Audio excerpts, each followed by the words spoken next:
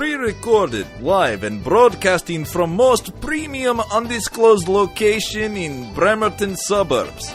Sam Kramer. You knock that off. I'm trying to shtick. Mark Booty. That's a good reason to hate orcs. Two geeks on quest to hear themselves talk as often as possible. This is the Gaming Disquisition.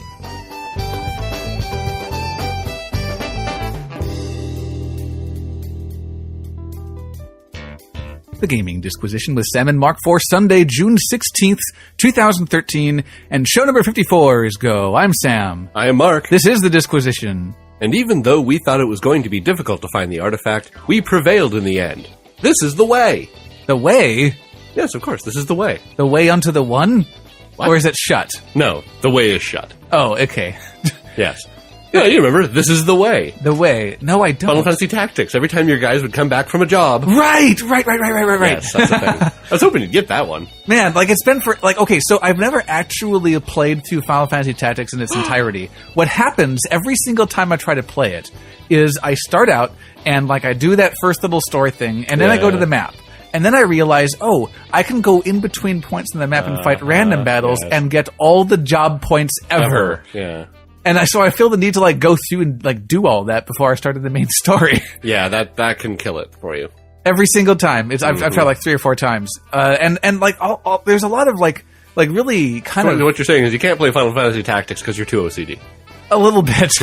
I mean, just like, well, what if I need that job point? Oh, no. I need to have a summoner before the third battle. I mean, I probably won't, really, all things considered. Just like you probably will never, ever, ever, ever have to worry about, like, the Zodiac system. Right. Because, like, it's just so needlessly obtuse and, like, just, like, so, like, marginally useful that, like, it's never worth... Cute. It's never worth considering, though.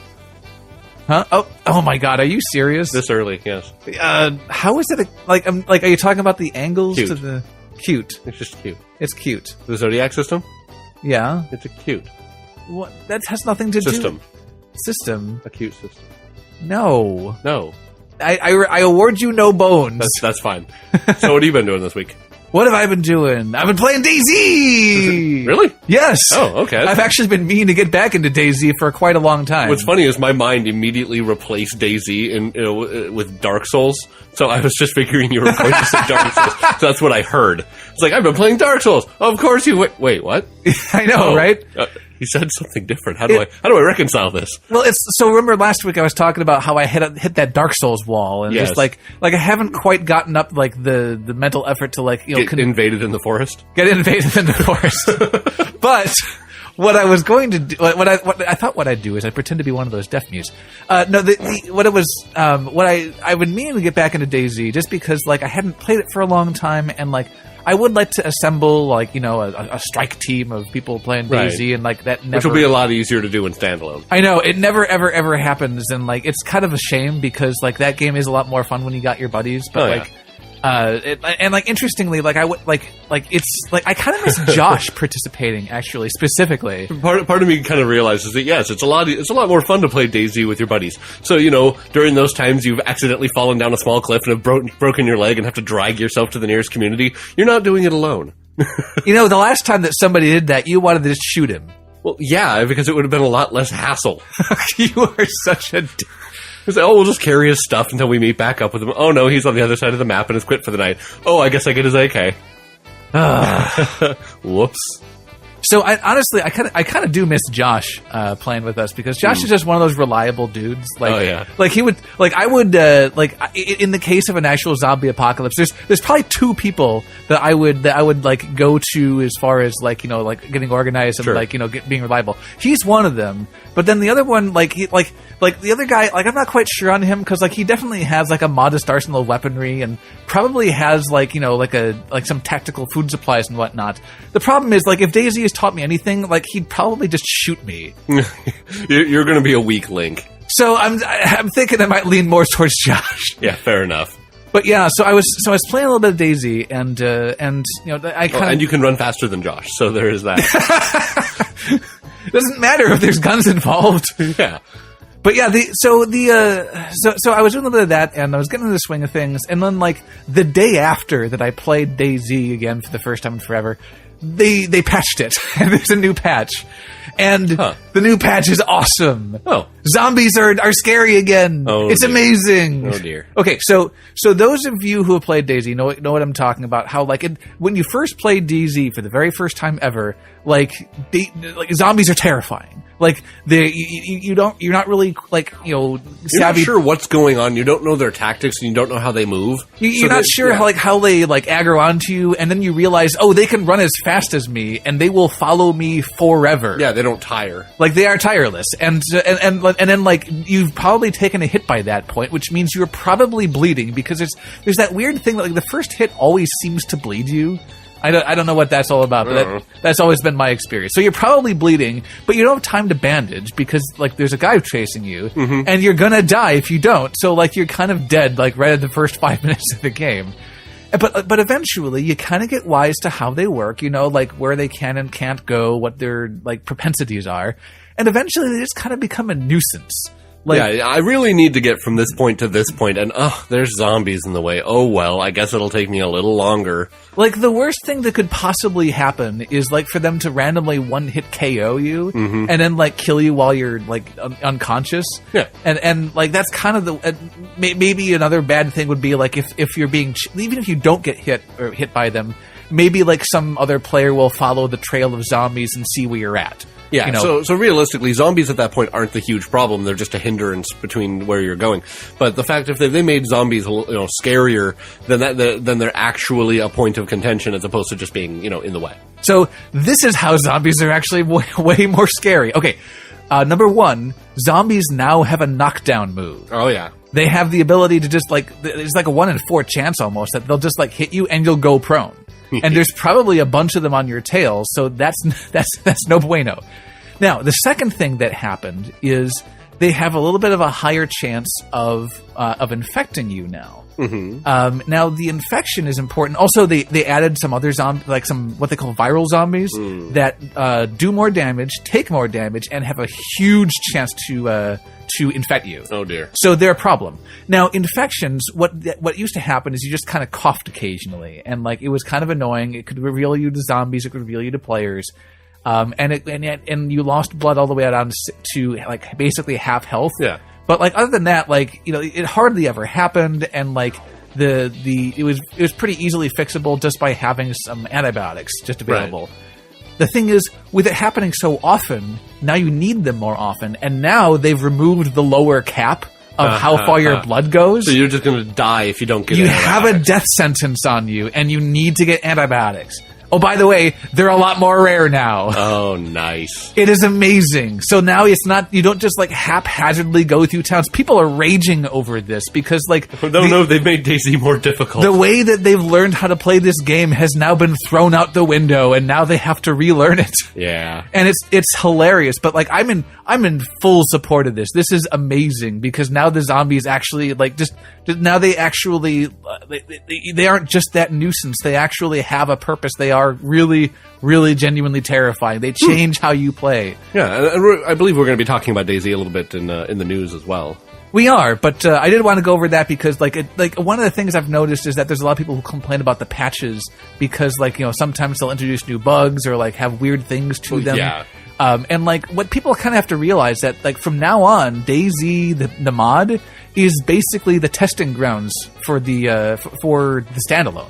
Oh yeah, they already have, like, knockdown moves in standalone. Yeah, so they're really trying some things out to see how they're going to work before they put them into their full game. They were going to put in a crafting system in this patch for DayZ, but they didn't get it in. They do have some of the components though. There's nails. Oh, neat. And, like, you know, what else can you do with nails but, like, build things? Also, the entrenching tool that you use maybe like boarding up windows or doors. Maybe. The other thing is that the entrenching tool that you use to, like, work with sandbags can now make little, like, basically trap doors in the terrain where you can hide things. Oh, neat. And they're very, very hard to detect. So it's not like a tent where, like, it's super, super obvious. Like, you can have a smaller capacity tent. It's a lot easier to hide now. Oh, neat. So there's a lot of really neat stuff going on in this patch. It's really super exciting. People are dying. What's really funny about the one of the servers I played on is they altered the rules of what you start with. So you start with, like, a hatchet, a compass, and, like, a bandage. Like, the hatchet is the only weapon that you start off with.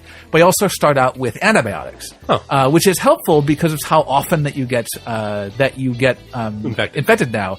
But what's probably happening on that particular server People is are killing all the new people to get their antibiotics. They're being farmed for the antibiotics now. Oh, jeez. So that's a thing. So Yeah. I'm pretty excited about this, and I'm excited for what all this is going to mean once they kind of work through all the bugs and what standalone's going to be. So yay, DayZ. Cool. So Mark, have you been doing anything? Yeah, I actually have been. Yeah, the other day I was poking around the Google Play Store to see if there was anything interesting, just mobile game wise, and I found an interesting game called Dungeon Village. Dungeon Village. Dungeon Village, yes. It's made by Squaresoft. They make a bunch of different games. Okay. Game Dev Story, Venture Towns, Ninja Village. Basically a bunch of weird little fun... A whole bunch of grindy mashup games. I get it. Kind of, yeah. And the whole point behind it is, you start out with this tiny little town that's got an inn and a weapon shop, and, you want to attract villagers to your town by, increasing, putting more stuff for them to do. Putting more shops in. So this is my life as a king. Yeah, actually, very much so. And of course, they randomly go out and they kill monsters. The happier they are, the more monsters they'll kill, and the higher level they get. The happier they are, the more the joy of battle was upon them. The higher their satisfaction rating, the more they'll want to buy stuff and stay around, and the higher their work rating, the more they'll want to go out and do stuff. I just had this awesome thought that if we made that game, but then made a whole bunch of sub games to run that, so the shops are being run by people playing Racketeer. Yeah, that would be awesome. Well, apparently one of their other games is actually just a clothing store. I see. But I've actually it's grown really fairly attached to it. It's kind of cute, and as you're doing stuff, you gain points, and your guys level up, and there's jobs. You can't use jobs until you've attracted an adventurer to your town with that job, and then they've leveled up to level 10 in that job, that then it becomes available to your other guys, and then you can switch them around, and they gain different abilities and stuff. And if they get more satisfied, then they want to move into your town, so you have to build them a house. And it's just pretty fun. But the thing that really got me about the whole thing, and the thing that really drew me to continue playing it, is the microtransaction. The absolute, the absence of microtransactions. Oh, at really? All. None. Nowhere in any of the Squaresoft games is there a single microtransaction or DLC. Do you? So you purchased the game up front, then? Yep. Okay. It's I think how refreshing. It's $2.99, and it's given me hours upon hours upon hours of fun. You kind of can't go wrong. Yeah. I mean, they make a bunch of different games. From what I see, Game Dev Story is kind of this, very similar game, except that you're developing a game. I've seen that game. It's not the one that like Dan was playing a game that's kind of similar to that, but I saw that game being reviewed way before that one released. So yeah. And they talk about the whole point behind Game Dev Story is that you're trying to make an awesome game, and you have to hire on graphics artists and programmers and all the stuff, and they all add their own things. You got to keep everyone happy. So apparently it's very much the same style of game, but it just kind of with a different feel to it. So Dungeon Village is just this kind of cute little fantasy thing, and all the little adventurers have different cute names, like Cloud Stripe, and Bamza Riolv. I see. Yeah, it's just stuff like that from a bunch of different things. Gilgamesh. Gilgamesh. Yes. All right. So there's a bunch of different things like that. Obviously, just tongue-in-cheek, but it's just kind of addictive. I mean, it's very fun, but the point that really got me is I don't have to spend a dime on this thing after I've beat the tar out of it. And see, that's all you need to do to have me not rage against you, is not make that addictive game and then make it be exploitative of your population. Yeah, and it's I can pick this game up pretty much at any time, and I have done on my lunch breaks, and sent my guys off to go defeat a little army of bad guys that show up outside my town. And while I'm at it, I'll go and I'll develop some new stuff and put a new building in my town, and pump it up a little bit with some items, and say, all right, everyone, go to the new curry shop down the street from the weapon shop, and everyone goes there because it increases one of their stats, and it's just kind of neat. Fire affinity. Well, yeah, kind of. It is a bunch of it's not too complex.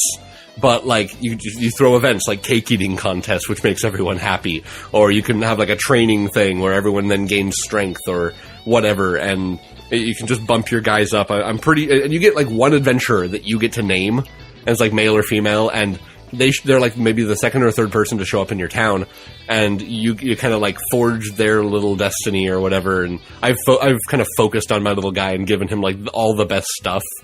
Because you can, like, when you go into a dungeon, like, it happens, and there's a little bar at the bottom that shows their progress as they're, like, making their way through and killing monsters. And they'll get items, which then show up in your item shop, in your weapon shop, in your armor shop. And the first one you get, you can give to one of your people.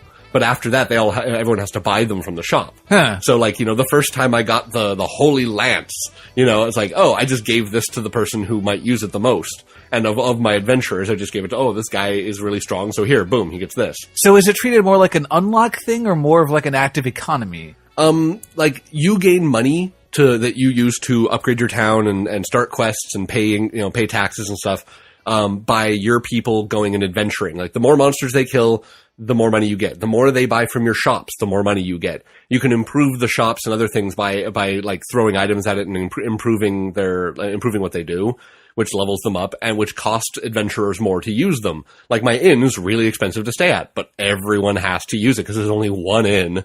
And unless they have a house in town, that's the only place they can go to rest. So the majority of my income comes from the inn. But I can also, like, bump up the price of the training ground where they go to gain strength. All I can think of right now with the inn is just like, oh, we put 2 hotels on it. Yeah, exactly.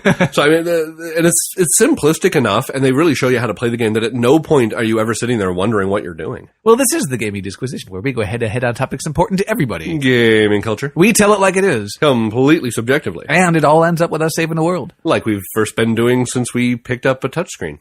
We never pick up touchscreens. I do. I'm picking one up right now. It is in my hand. You have done that. Touch. Wow. Like, that's the thing. I'm all touching it and stuff. I have never seen one. Yeah, but we can put that touchscreen down and then pick up something that vaguely looks somewhat like a mailbag. All right, then. Well, with that little declaration of mailbag going to's-ness and thereof. Yeah.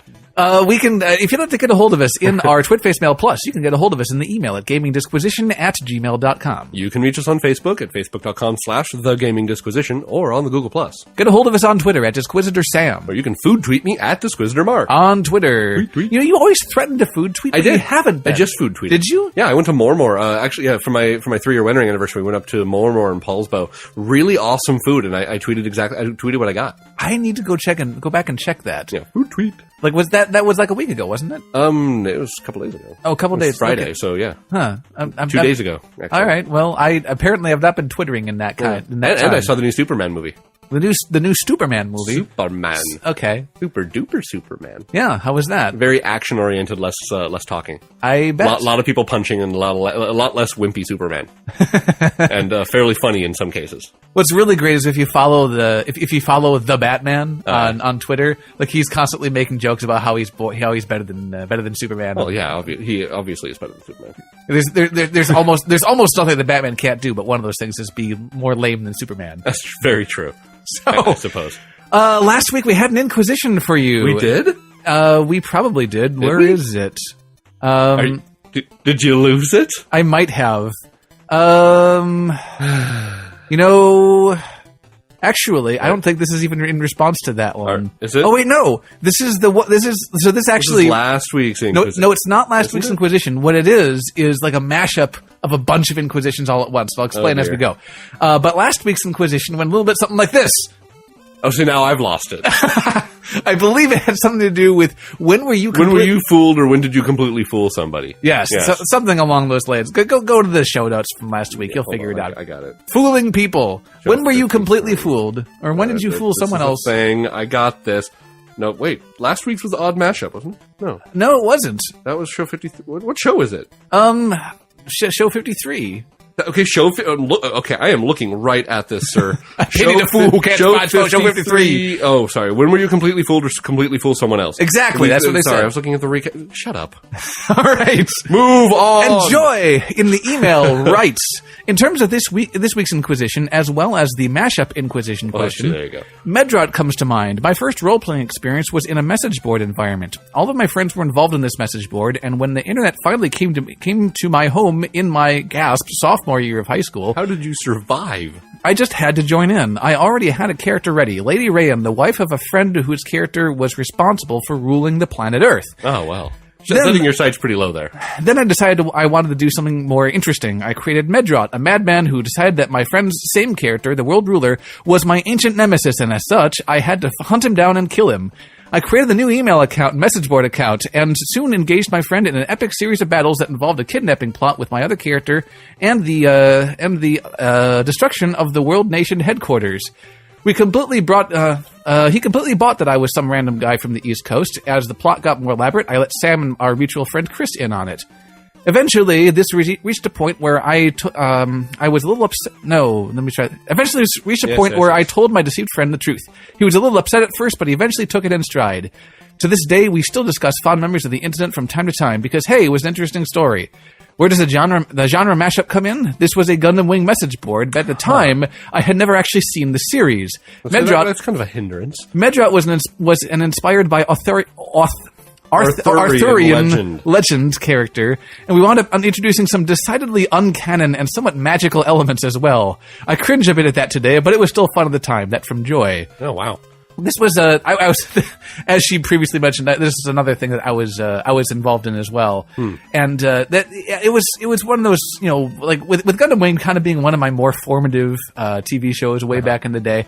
Like there's a whole history of like how I came to be involved in this, and like there was even going to be like some like remember Muds way back in the day. Oh yeah, I do. This was actually a precursor to like One Such Mud. Interestingly enough, and what's kind of interesting is when I really look back on that, I feel as though that whole role-playing message board experience kind of set the paradigm for what Project Loremaster turned into.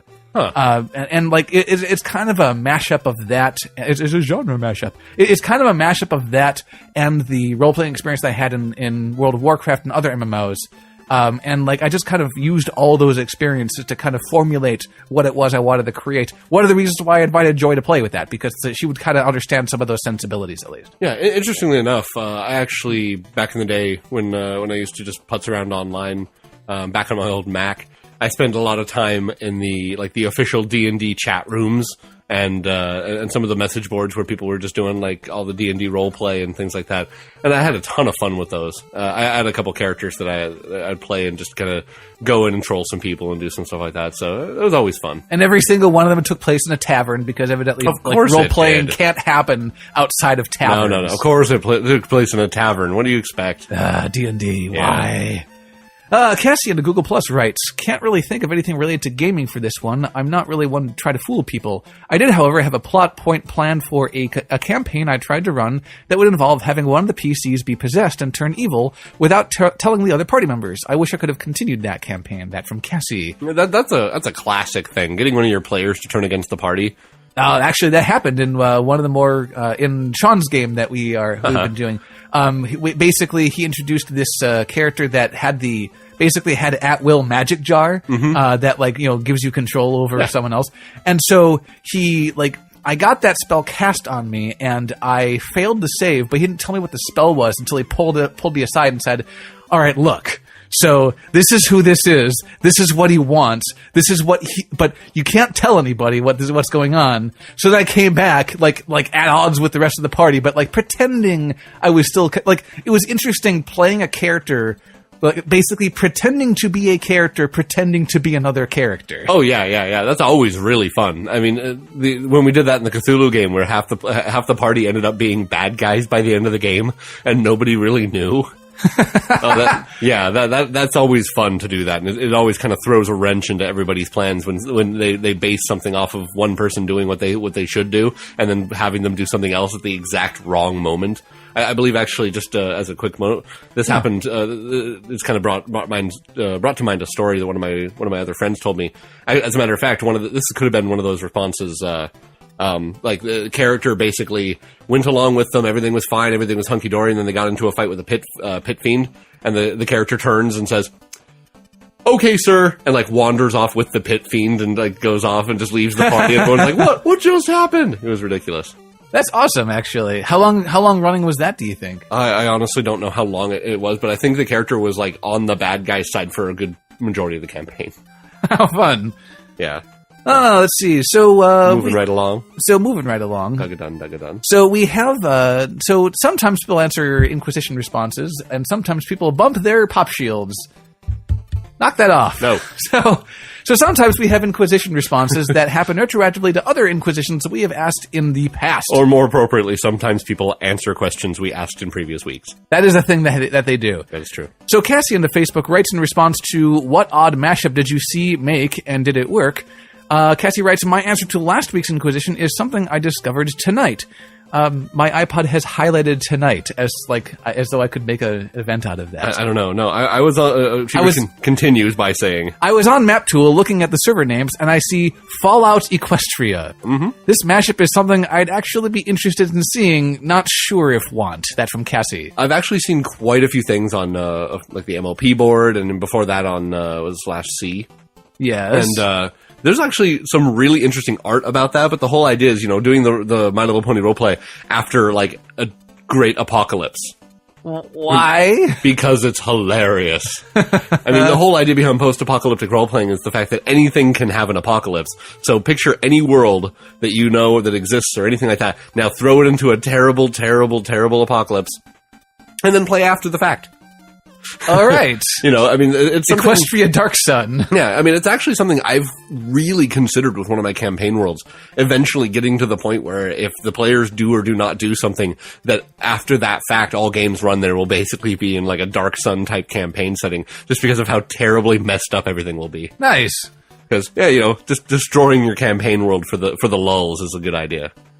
So that's all we have for this week's Inquisition, and all the previous Inquisition responses thereof. Yeah, keep them coming, yo. Yeah, and as a reminder, as Cassie has highlighted, you can respond to basically any Inquisition that you want that we've ever asked. So, technically, you could respond to questions we haven't asked. You could. That would be very confusing, awkward. But I think we'd do it anyway. Can you imagine that? Trying to piece the question together from the answer? Hey guys, remember when you asked this? Nope. Oh well, here I go. But we have additional Inquisitions that you can answer in the stead of a theoretical Inquisition. It's true. We'll actually ask, real questions. And this is an Inquisition inspired by an article sent in to us by Ruth, wherein Google does something really kind of weird and strange. But I thought this was awesome, but kind of hilarious in a way. Okay, Google is developing internet beaming balloons. Now I say developing, but they've already launched them and they're working. Like, They have these massive balloons that actually think hot air balloons. Yeah, with a solar panel that they gain enough power in 4 hours to power them for an entire day. And what they do is they relay back and forth between themselves and I believe satellites. And what they'll do is they'll actually they'll give an area Wi-Fi. Essentially, yes. They get received by these little devices that are put on people's houses that look disturbingly like the little pins that you put on Google Maps. Yes, that's true. And they've been testing these out, and each balloon puts down like a giant radius, like 4 times the size of New York City per balloon. Essentially, what's happening, and like they can develop a lot of different networks this way. So there's these relay points on the ground. But then, also, they will, I say relay points, with the literal definition in mind, because, sometimes your signal will bounce off of a balloon and several relay points and several other balloons to get where it needs to go. Yeah. Now, unfortunately, I don't believe that these balloons are, are geosynchronous. No. They float around a bit, but the point is that they're able to, they actually have them set up so that they're going with the wind currents. And these things are, 12 miles up? Basically beyond the normal levels where planes will fly. Yeah, they're higher than planes, but lower than, other satellites. Than satellites, yeah. So they're kind of in their own little space up there. Yeah, and it's really kind of neat because they're just going to sit up there and they're going to kind of float around, and they've been doing a lot of research with all the different weather agencies so that they put them in such a spot that there isn't really enough wind or other things that are going to move them around too much, but they can move them if they need to. Well, okay, so they've been working out some of the pitfalls of this. Like, for example, one of the guys who signed on, where was this located? New Zealand. Which it's specifically, there was an area where they had an earthquake where they got a bunch of things, not other internet connectivity got knocked out for a couple weeks and some other problems that they had. But, Yeah, they had some people trying it out, just like in the middle of nowhere, like in sheep country. Yeah, and there's this one guy at his house that like his internet bill sometimes reaches up to like $1,000 because he uses satellite internet or dial up. Yeah. It's probably he said he used both. Like he switched to satellite internet from dial up because his bill was getting super high, and even then satellite internet is expensive. But Google was like, "Hey, I tried this." And he had a really great signal of internet for about 15 minutes, and then the balloon went away. Yeah, but they're talking about making it so that the balloons will there'll be enough of them that they'll just continuously cover all the areas, and you'll be able to know.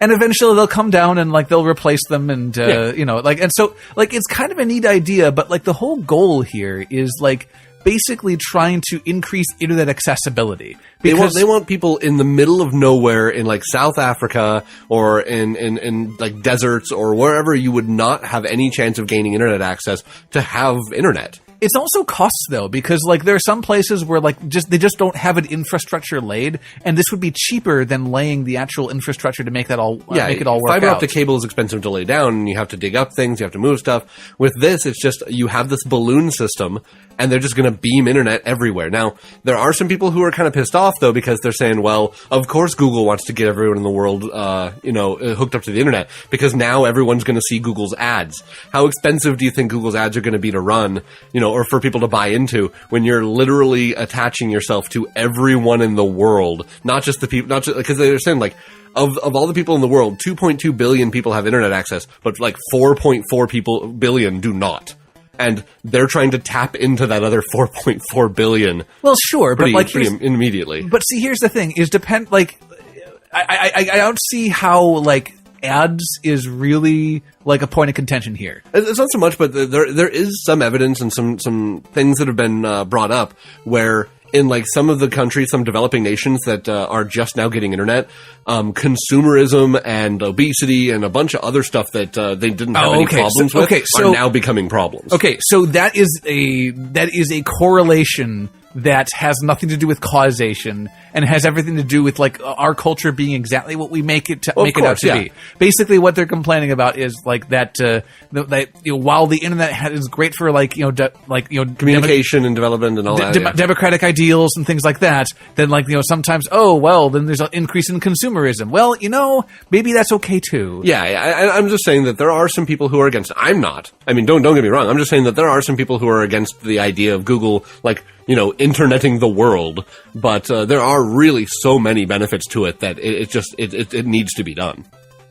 So speaking of things that need to be done, this is a major problem that a lot of people are thinking about these days, and there have been some really rather unique solutions that people have applied to trying to bring the internet to the rest of the world, as it were. Oh yeah. And so this week we have a little bit of an Inquisition that, you might think is a little bit serious, but we're calling upon our listeners to solve global problems. Yeah, so we're gonna ask you a serious question in kind of a silly way, and that goes like this: solve the worldwide internet connectivity problem with crazy. Yay, crazy! If you have a crazy idea on how to solve the internet problem with the world, we want to hear it. We want to hear exactly how you, as a mad scientist listener of our show, would solve the internet problem of the world. Maybe we'll build a giant array and call it the World Internetinator! Yes, maybe we'll resonate with the Earth's core to the point where it just is a giant Wi-Fi, a Wi-Fi signal creator. I kind of like that one. That's actually not bad. Yeah, so Mark, you got any ideas? I actually do. Okay. I will develop the internet gene.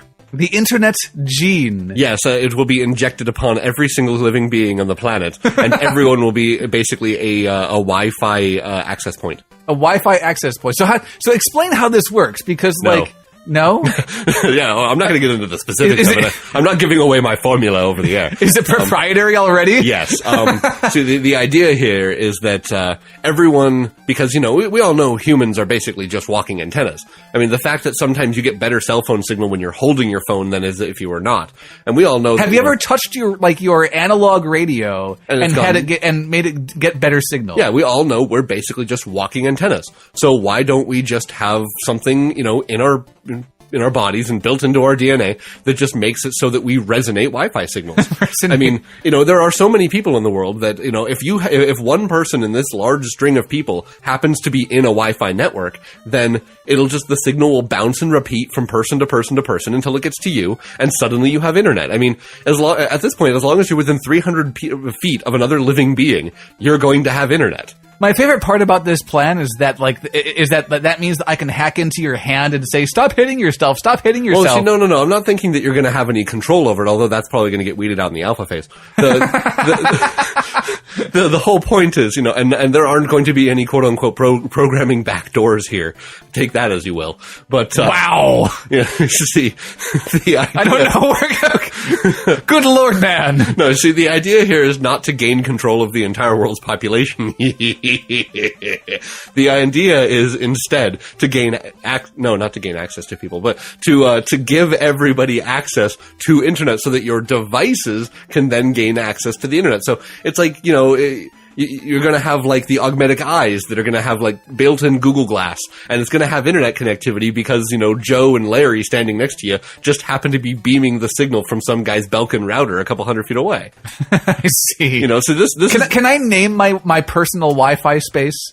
Well, I think you might have to, except that no, you're not going to be able to. It's something that's going to be controlled by a massive server that I control. The whole idea is that since everyone on the planet is going to have is basically going to be a signal repeater, that, you're not going to be able to name it because the actual, your IP address is going to be so ridiculously long because we're going to need 6.5 billion of them. I knew we should have migrated from IPv4 long ago. Exactly.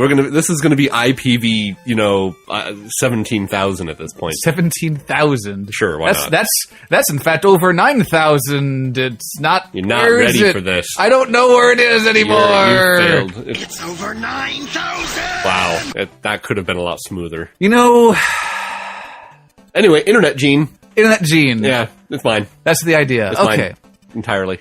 All right. Well, my solution is a little bit, I think mine's a little bit more practical, a little bit more I think we could probably get away with this. Really?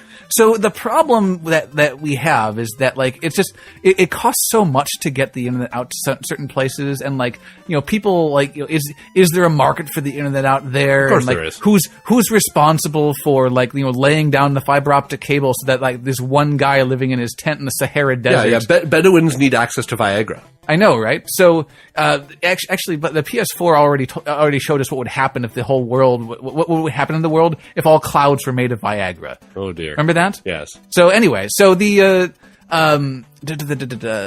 so who's responsible for doing all this kind of stuff? Who's gonna Sure. foot the bill for it? So my thinking is this: how about we all kind of get on board with this, but if we all really did our part to lay all the ground wires and whatnot, it would work out really well. But the problem is you still need people to give people motivation for doing it. Dear. All you need to do is you need to make some kind of a Facebook game or some kind of a something that you could log into your tablet and log that I laid 3,000 meters of cable today. Bling! Achievement!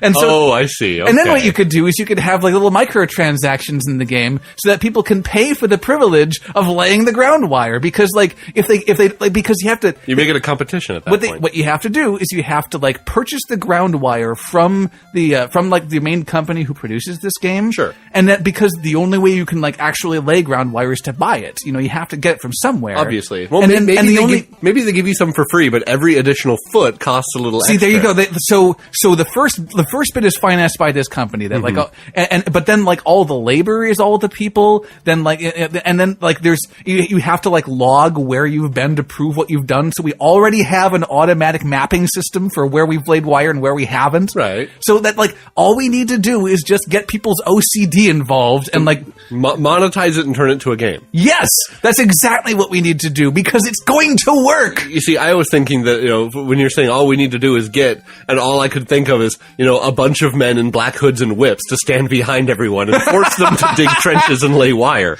No. We need positive reinforcement because then people want to do it. Maybe they have to buy that guy as DLC. Like, oh man, I really don't feel motivated to dig trench today. I'm going to buy the Taskmaster DLC. No, what and he's going to show up at your house and whip you into doing it. Well, you know what you could do is you could have like a whole bunch of purchasable outfits that are delivered to your house. Oh, so you could be dressed as like a farmer or like a construction worker or like as an Indian or something, or any of the village people. As you're digging the trench out there, it's like, hey Joe, dig. Like the village people, like Macho Man and YMCA, like those village people. Yes. Yeah, definitely. We need them laying wire. I was going to say, yeah, it's just going to be a whole, like, just random DLC stuff that, like, oh man, feeling tired? Here, buy the energy drink DLC. I don't see how this could possibly fail. The car just drives up and they throw an energy drink at you. Ow! It's already charged to your credit card. Bye.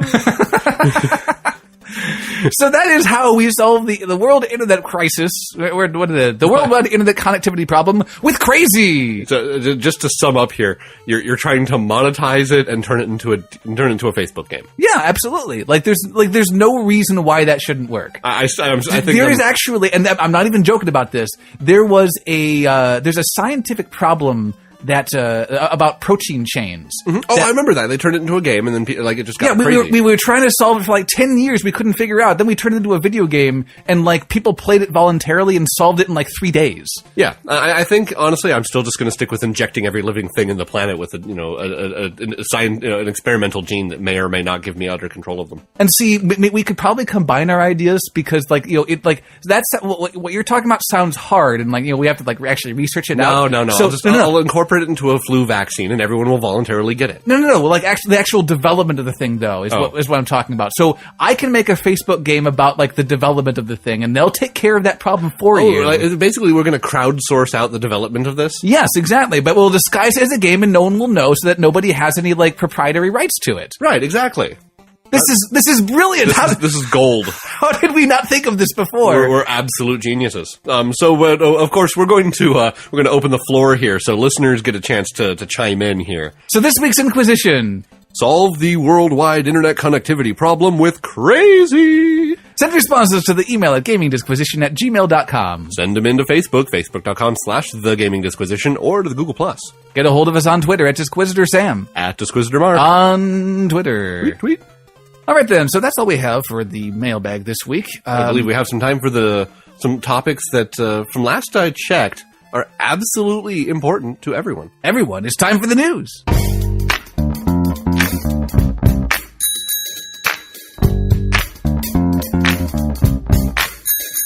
And this week in the news, so you know that thing that we talked about last week, where E3 happened. There were 3 E's. It hadn't happened up until that point, but then it happened, and everything we talked about was rendered irrelevant. I'm sure. Yeah. Well, some of the things were brought to light, and some of the things that we thought were, major points of contention, still were. And now we have some more points of contention, and some less, and normal things.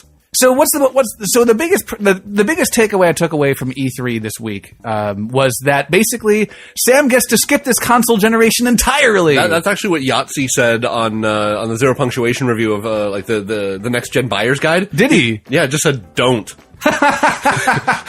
Yeah. I haven't seen that. I got to go check that out. Albeit, I'm one of those guys. I'm going to get suckered into an Xbox, an Xbone, and a PS4. So not a Wii U. Wii U is probably still the lowest thing on my list of things to get, even with a couple of the games that I've seen.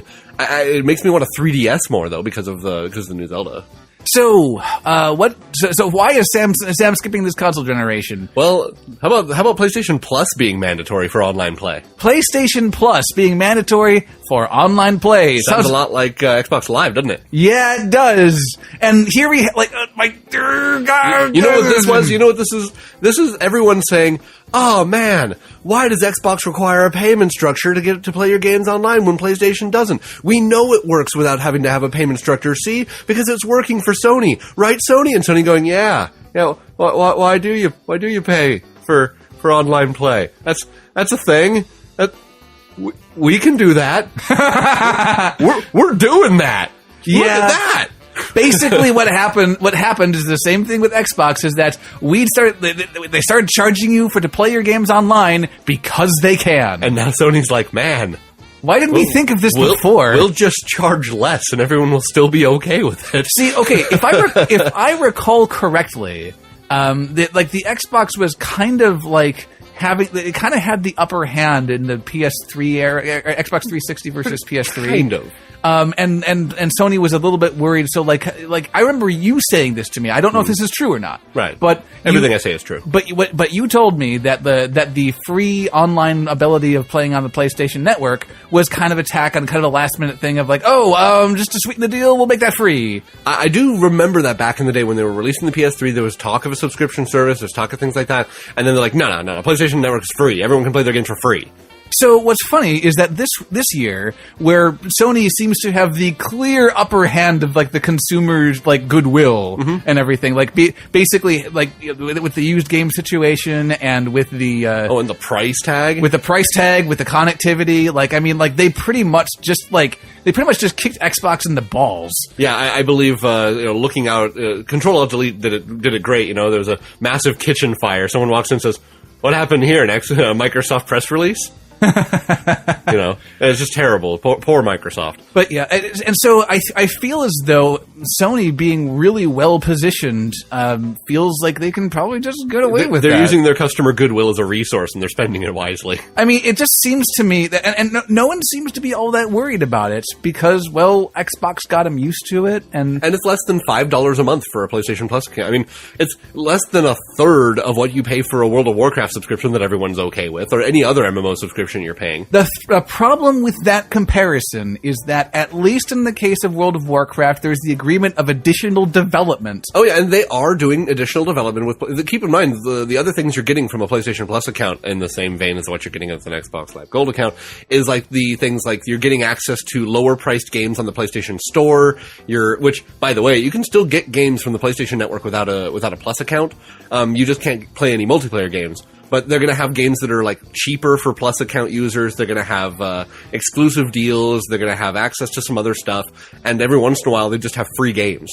See, the thing is, like, that's great and all, but like, if the service is good, sell the service for its merits. Yeah. But in this case, you know what? I'm just going to give it to them because, you know what? I was okay paying for an Xbox Live Gold subscription. I'm going to be okay paying for a PlayStation Plus subscription. So, that's just me. And I'm going to go online and play my internet games without a subscription fee on my PC because I've always been able to do it, and that's never been a problem. No, it hasn't. But it's just one of those things where good for you, Sony. You're finally cashing in on what Xbox and Microsoft has been doing for a while. Good for you, indeed. Yeah. Well, next up, speaking of DayZ, as we were previously. So E3 happened with DayZ, or DayZ happened at E3. It did. Yes, it did. That.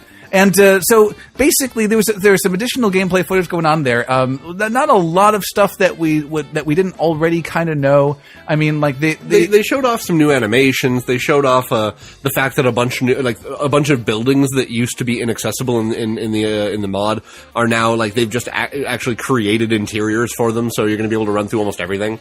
Now, okay, so basically, I do want to run down a lot of the newer features for people who haven't been following the development of DayZ Standalone.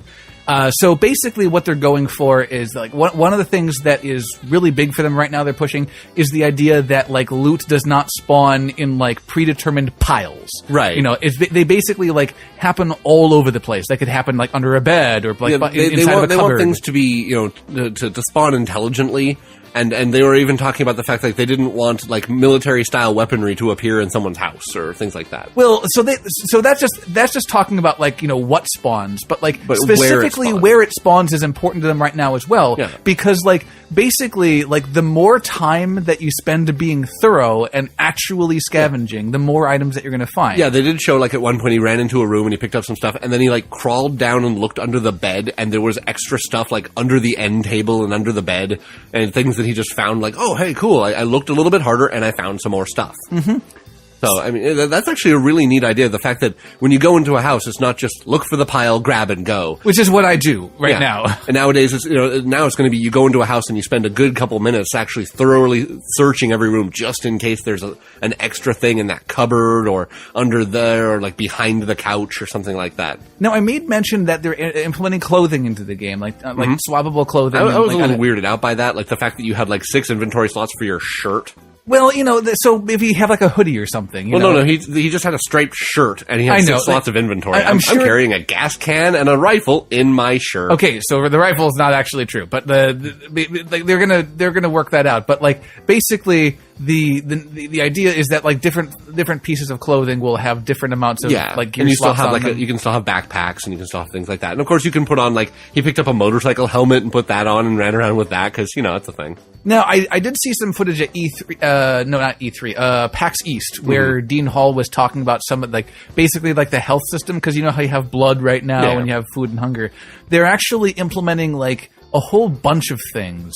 They're going to see if this works, and they're going to scrap if it doesn't work. But basically, there's going to be, a trauma meter and a blood count and an overall health count, but none of it is actually going to be shown to you. Right. So there's going to be rules of if your trauma count falls beneath your health, or if it interacts with your health count in a certain way, you'll just get knocked out. So if you hit somebody hard over the head with a baseball bat, you can just KO them. Right. So but the game will give you feedback as to how you're generally feeling without telling you the numbers involved. Right, because they wanted to have the HUD basically be as unobtrusive as possible, and to give you the information you might need without giving you more information than would make it too useful.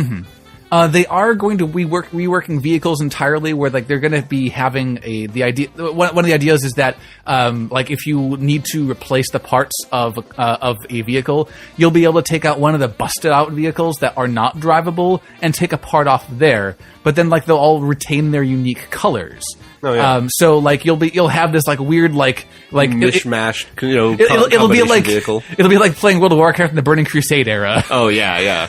Well, that kind of makes more sense. I mean, if you take a door off this car and something out of this one and a wheel off this one, but a wheel off that one, and you end up with this kind of mishmash, it's going to be all Road Warrior and kind of cool. Yeah, pretty much, and they want to be able to have loot spawning inside of the vehicle sort of as well. So you can kind of look under the car seat there. Yeah, if you find a line of cars on the highway, you want to be able to go under and search them for stuff as you're on your way past. And they are comparing the base building aspect to basically capital ship development of EVE Online. They have a lot of inspirations from games that we really, really like, one of which is EVE Online. Yeah. And they basically the idea that they're going forward there is that the underground bases are actually going to be instanced because of how difficult it is to make it work with where are you underground and whatnot. But I don't know if the instances will link up or not, or if there's going to be a separate instance for all of the bases and they can dig into each other. That would be kind of funny. Oh dear. But they do want it to be required of a very large communal effort. So organization and getting to know, that's the neat thing about that sort of a dynamic is that right now no one has a huge no one really has a huge drive to work together because the risk reward is so skewed in favor of just kill everybody. Right. And at this point, having enough people to actually build something means you need to have enough people to build it and not kill them when it's inconvenient. Right. So basically, they want the thing that is driving their design the most is putting in features that will encourage emergent play and give rise to weird scenarios, like the ability to be slightly better and more experienced at fixing cars. So when someone needs a car part replaced, they try to find some guy. They find someone who can do that. But you can't tell who could do that because they don't have a little thing above their head saying you have to go ask them and actually talk to people. And then if someone says they can and they actually can't, and they go up to your car and they just kind of mess it up because they want to, and you won't really know until you drive off. Situations like that is what they really want to give rise to. So. Yeah, it's oh, here, if you give me 3 cans of food, I'll totally fix your car. Well, here's your food. All right, fix your car. And you wanders off. Car doesn't start. Oh no! And run after the guy and kill him. Oh, I stole a fan belt, did I? Whoops. So yeah, that's DayZ, and it's looking still about as awkward as Arma 2 does. Some of the animations are still a little weird, and they have to deal with some of you open a door and your guy gets pushed back by the door opening animation. I kind of question their presence at E3 because E3 is usually just big like developers. The meta game behind E3 is that people are bringing like very nearly released quality stuff. Although I do have to say they've been showing a lot more like indie developer stuff and smaller games and even stuff just in development from other people. But it all still looks nice. But I think something about DayZ is mainstream enough that they're at E3 because people want to hear about it. They want to see the stuff even if it's still in that alpha stage. I know, it's just that people are dumb and they're gonna like latch on to all the wrong things about what makes the game good or bad. So. I do remember I think it was one game, I don't remember which one it was, where they were talking about like at E3 it was basically like a bunch of white avatars in a giant white world, and it was like, hey, this is what we have so far, and everyone's like, okay, that's neat. Yeah. But here's all our art to show you what it's gonna look like. Oh, okay. I hope that works out for you. Yeah. Anyway, we got to move on. So also, Destiny is the new Bungle game. Yes, Bungie is releasing Destiny, obviously, later on, but they had some gameplay and showing how it was going to work, and it just pulled me in more. It looks it is one of those games I am probably going to end up playing to me, it looks kind of like what I wanted PlanetSide 2 to be, because Really? Because I'm more, I want more of a co-op experience than I want a competitive. I wouldn't call it PlanetSide 2 at all. Then I would call it more Borderlands. Okay, it seems like the most Borderlands of all Borderlands. I guess, realistically, I think you're right. It does have a lot more in common with Borderlands than it does pretty much, any other game that I can see out there. As a co-op, squad-based first-person shooter, it does seem to be along that line. But just the way, looking at it and the way they're doing things, and, of course, me being me, I love the art direction. I love where they're going with stuff. I love the post-apocalyptic world and the aliens, and everything just seems to be meshing with what exactly Mark wants in a game. So I'm confused about this game because, so there's this MMO aspect to it, sort of, where, here's this world event a la Guild Wars 2, and, here comes some more people to play with. And so, yeah, they're doing that. But then, there's this, the cinematic at the end was talking about, how you are the one who will bring the peace or something. I'm not really sure. Well, because I know during some of the backstory, they're talking about, the player characters are all what are referred to as guardians. And they're all the ones going out and basically doing all the defending and fighting and then trying to, reclaim things and do all that kind of stuff. It's the whole idea behind it, you're an adventurer, go do adventure-y things. I know, but what seems like what's going to happen here is they're going to be doing the whole MMO narrative thing. And where everybody is the hero, where everybody goes through the same thing. I'm okay with that. Well, in that case, don't make an MMO. Make it a single-player game, or not single player. Make it a game that you play that you can form up in a lobby with other people and then just play it you've already made this game. It's called Halo. Yeah, well, the thing is that watching some of how they were dealing with the drop in, drop out play, they had some players jumping in. Yeah, which is not new. No, and well, I guess realistically, there's not. I don't think I'm excited that they're doing something new. I'm just excited that they're doing it, and it looks good. Okay, it looks visually good. Like Brian put it best when he said it looks shiny. Yeah, well, okay, for example, I was not interested in Borderlands 2. After playing Borderlands and seeing what's going on with Borderlands 2, what looked to me is it was basically Diablo with guns. It was find the next gun, use the next gun, be better with new gun, and that seems like what this wants to be too, where you beat a boss and you get new loot. It's only this is more like World of Warcraft dungeon than Diablo 3 dungeon, basically. Yeah, and I think that's what I'll admit that's probably what draws me to it. It's just I love that. I do like that style of gameplay. And being able to have my friends jump in, and they had a group event that started, and a bunch of fire teams all showed up and all fought together to take care of it, and it was kind of neat looking, and the fact all these different groups were all coming out of the woodwork and just showing up, and I guess we're going to fight this thing now. Trivializing your encounter. Well, I don't know. At this point, we're not sure if they're going to increase the difficulty of the encounter by the number of people who are there. There's a lot we don't know about the game, but what I do know is that it's very pretty. I suppose. And I'm fine with a very pretty game as long as it's fun. All right, so speaking of games that Mark likes, A Link Between Worlds is the new 2D Zelda revival that we need, evidently, according to is it Destructoid article? I believe so. Rock, paper, shotgun. Nope. No, it is Destructoid. Okay.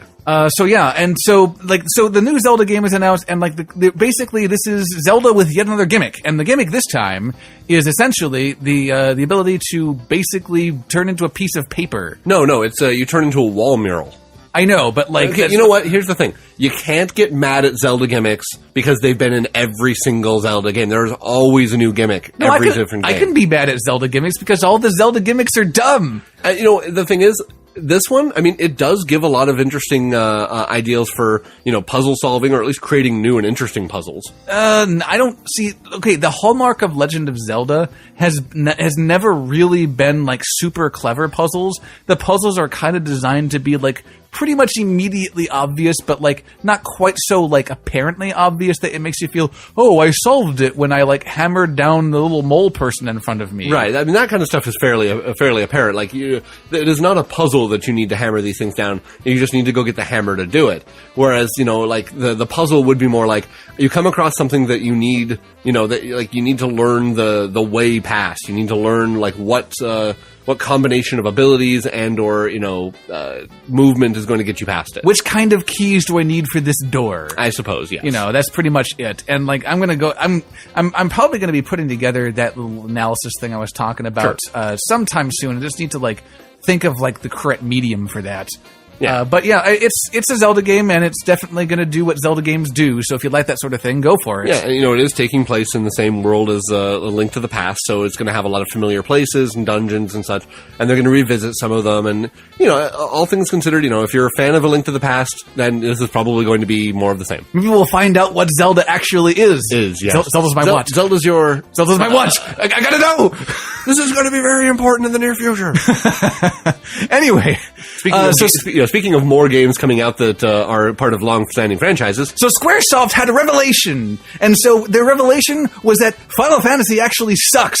So what they did was they made a game, and what they did was they made Kingdom Hearts. But they called it Final Fantasy Versus 13. But that wasn't good enough. So now they're calling it Final Fantasy 15. It's a brand new game! Yeah, actually, watching the trailer for this and watching the actual trailer instead of the rewind trailer, because the rewind trailer was actually really irritating. The people talking over it was just kind of annoying. Incredibly annoying, actually. But watching the trailer of it and the gameplay, it's like Devil May Cry / The Bouncer / No, it's Kingdom Hearts. Plain and simple. It has everything to do with Kingdom Hearts minus the UI. I suppose, minus the Disney characters. Well, right, but this is exactly the same gameplay, and then they announced Kingdom Hearts 3. So basically what they're doing is sorry guys, we'll finally make more Kingdom Hearts, and we'll turn Final Fantasy into Kingdom Hearts because we don't know what to do with Final Fantasy anymore. Honestly, the action adventure direction they're taking it looked pretty neat. I mean, that actually looked kind of fun. I mean, from the point of view of, I'm not looking at this as I want this to be like Final Fantasy VII. No, it's its own game. It's its own thing. They're using a lot of the Final Fantasy staples. I mean, they had Leviathan, and they had Behemoth, and a bunch of the really big monsters and stuff. Crystal. Yeah, and that kind of stuff. And it looked kind of neat. I mean, I'm interested in the story, and that's saying something, because I haven't been interested in a Final Fantasy game since, 10. So, the level of interest that I have for this game is maybe I will, watch some cutscenes on YouTube. Yeah, I get that seems to be, what it's actually for. Yeah, I mean, it has my interest in the action-adventure scene, less of my JRPG interest, but I'll probably rent it or something. If it's an action-adventure game, it's not gonna have the length of your normal Final Fantasy game. Who rents games anymore? And will you be allowed? Oh, good point. That's a very good point. I was gonna say I'll buy it and return it, but then I can't do that either. I'll figure it out. All right, so let's see. DuckTales. It's another game that we played when we were kids, and now they made another one. So guess what? Well, now we get to play it again. And so we have so this was obviously announced a long time ago that WayForward Software is doing the HD remix of DuckTales, and it looks really good. It looks about what it was. So basically, what I kind of wanted to talk about though was the design choices that they made here, because they definitely wanted to be really faithful to the original design. Swinging your cane like a pogo, like a golf club, and use it like a pogo stick, and all that great stuff. And the controls are pretty spot on as far as I can tell, just visually. But like, there's a thing that they decided to do that is just kind of making me just kind of facepalm. Oh, really? What is this? And that is the inclusion of a leaderboard. Oh, the fact that you're basically going to be like, you can say, hey, here's my score versus your score. That's not going to change the game at all. No, that's not what I'm saying. It's not that it's going to change the game, because, like, honestly, the game is going to be fine, whatever it is. Yeah. But, like, the inclusion of a leaderboard is really misguided, if you think about it. Really? Because DuckTales is not a score-based game. Like, do not confuse a game that has score with a score-based game. Basically, this game is, like, think of Mario 1, right? How it has a score. Right, yeah, we talked about that. There's no point in having a score when there's like an infinite loop of scoring. Yes, I mean, like, there's problems with scores in many different ways. The problem that Mario 1 has with score is that, like, as long as you find, like, a one-up loop that you can get into, you can theoretically maximize your score. It's a question of patience more than it is one of skill. I'm not sure if maybe they're going to have a score attack or something like that type like version of it, because I know they're talking about having the different difficulties, and like there's going to be like an extreme difficulty that even has its own like extra level. But here's the problem with DuckTales, and like this is something kind of weird because like because Capcom kind of figured this out way back in the day, and now they've kind of forgotten it. Because like remember Mega Man 1 had a score, and then they discovered that's dumb, and they took it out for Mega Man 2. Yeah, and then they forgot that again because when they put it into the original DuckTales, because like it's like DuckTales is a completion based game, not a score based game, and so the problem that's going to happen, I've been analyzing this gameplay very closely. There's not going to be like things are not going to drop from creatures that you kill. It's all going to be based on like the little hidden treasures and the treasure boxes and whatnot, which means there is a theoretical maximum score. And once somebody hits that in the first week of the game, then I guess the score-based game is over for everyone. Because I guess we'll have to see. I mean, from what we've seen of it, that does make sense, but I don't think they would have included it if there was a maximum. Are you kidding me? People include unnecessary elements to games all the time. Yeah, but this doesn't seem to make any sense for that. I mean, I'm going to give the developers of this credit in the point that I'm not going to damn them for a decision that I do not see evidence of them actually making a bad decision yet. I see no evidence of this being a good decision. Only evidence that of course, there's evidence that there's bad because it's a completion-based game with a finite amount of score in it. I mean, the thing is, if they include like a score attack version or something where there's going to be like what does score attack mean? Design that game for me right here and now. No, I'm not going to. I'm just saying. Just real quick. Okay, they're maybe going to have No, I'm just not. I'm not going to give bait to that because versions of it. Because DuckTales is not a score-based game in any capacity. Maybe they're going to do something where like you get if you want a score attack version, maybe it's going to be like a time trial thing. There's no timer. Yet! Okay, stop trolling. What I'm saying is that they might have a leaderboard for a version of the game. Like, on the main menu, it's going to have new game, difficulty, score attack. And it's going to have its own thing. It's going to be its own little version of the game that's going to give you an arbitrary time limit with, maybe you get a certain number of points for defeating monsters, but you get more points for getting through the match quicker or whatever. And I commend you for looking on the bright side of things and, like, giving them credit where credit is literally not due right now. We don't because know. There's no evidence of them doing that. But I'm going to say is that I'm not going to damn them for including a score in the game and a leaderboard without fully understanding why they did it, and not just assuming that they're idiots and putting it in for the just for the giggles, like you seem to think so. I'm looking at DuckTales and I know DuckTales. Let me tell you. Yeah. Okay, but you don't know the HD remix yet. So moving on. Anyway, we have maybe like a few more minutes here. Let's go over this real quick. So Mad Catz is making the Mojo Android console. So Mad Catz they make a lot of like basically just peripherals. They're one step above Pelican when it comes to peripherals. Are they? I've never actually had a Mad Catz thing. I heard that they made good Street Fighter sticks. I don't know. Mad Catz has made a bunch of peripherals, and working at a game store back in the day, it was either don't buy Pelican. If you have to buy third party, go ahead and get Mad Catz, but you're still not going to like it. Yeah, pretty much. I never really wanted a third-party peripheral. Point is, this Mojo system is basically going to be connected up to your normal Google account, so you're going to have the Google Play Store. Think of this like an Ouya, except no one's developing for it. Yeah, everyone's developing for just the Android, the Google Play Store, and you're going to be able to play all the games you'd get on that. And of course, you'll still have access to the games you've already bought on the Google Play Store. Problem being is that all those are made for touch devices, not so much with controllers in mind. Albeit there are some that can, like some of the little like top-down MMO style games that they have that would probably be really good with a controller.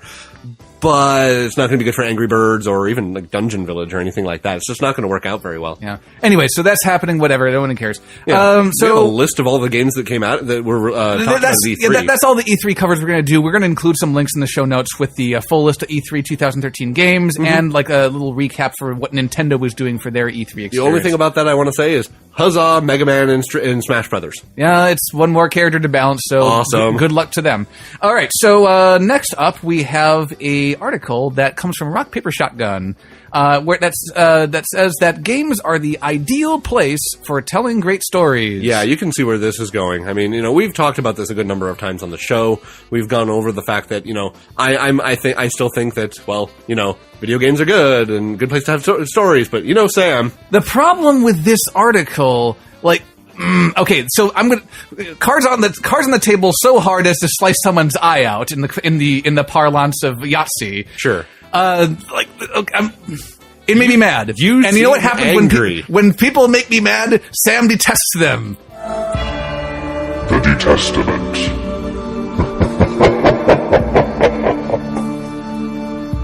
The Testament it is, and with this week in the Testament, why this article specifically is retarded. Okay, so basically what this guy's point is that, hey, look at all these games that, have stories. No! Actually, that should have been the actual title of this article, is wherein I list a bunch of video games with stories that I like, and all the people that know them can nod their heads sagely.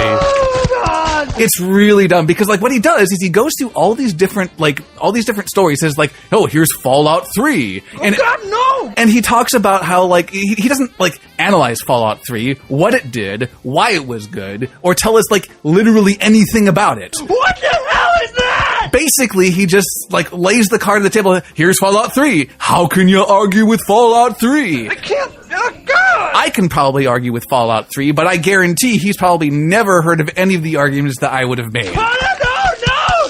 I think the biggest misstep of this entire article, though, is not just the fact that he has no discussion of craft, no discussion of actual how stories fit together, how they're effective. Because I'm sure he actually doesn't know. He's probably never crafted a story in his life.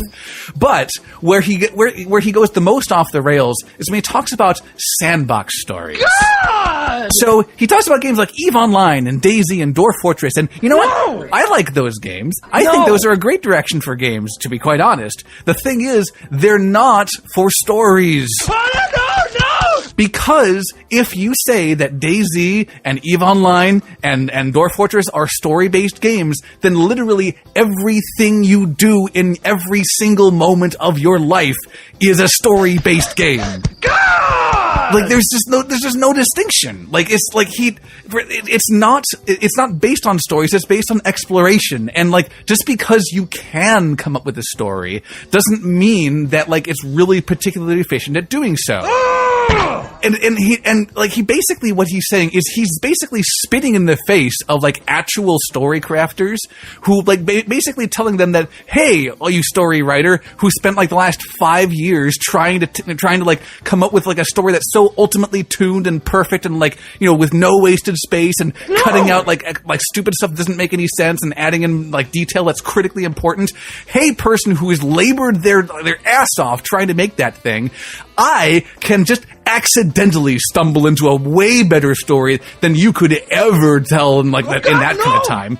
And he says as much when he says, there's a quote from the article, Machiavellian plots the likes of which scriptwriters would never conceive. Oh, freaking really?